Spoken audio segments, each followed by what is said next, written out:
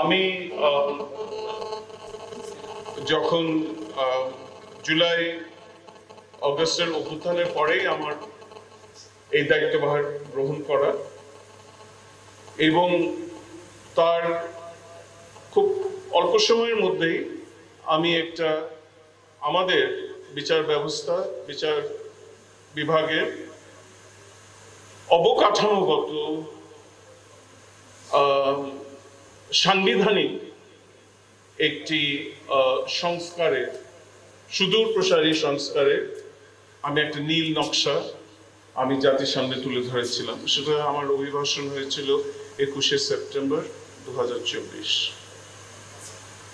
আপনাদেরকে এতটুকু বলতে পারি যে সেই নীল নকশায় যে আমার যতগুলো আমার উদ্দেশ্য ছিল, আমি যেটা তুলে ধরেছিলাম যাদের কাছে যে আমাদের এই অর্জনগুলো হওয়া উচিত, বহুদিন ধরে হয়নি, এখন সময় এসছে সেটা হওয়ার, সেটা অনেকটা আমাদের প্রাপ্তি হয়েছে।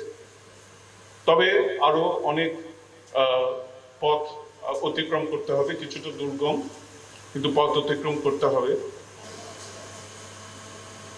একটা কথা আমি সবসময় বলি যখন আমি বিভাগীয় শহরগুলোয় যাই, যে আপনারা দেখেছেন যে সংস্কারের যে কার্যক্রম তার ব্যাপ্তিটা কত,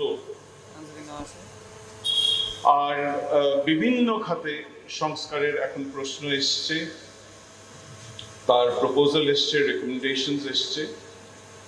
কিন্তু একটা আমি আপনাদেরকেও বলতে চাই, আমি আমার বিচার বিভাগীয় কর্মকর্তাদেরও বলি,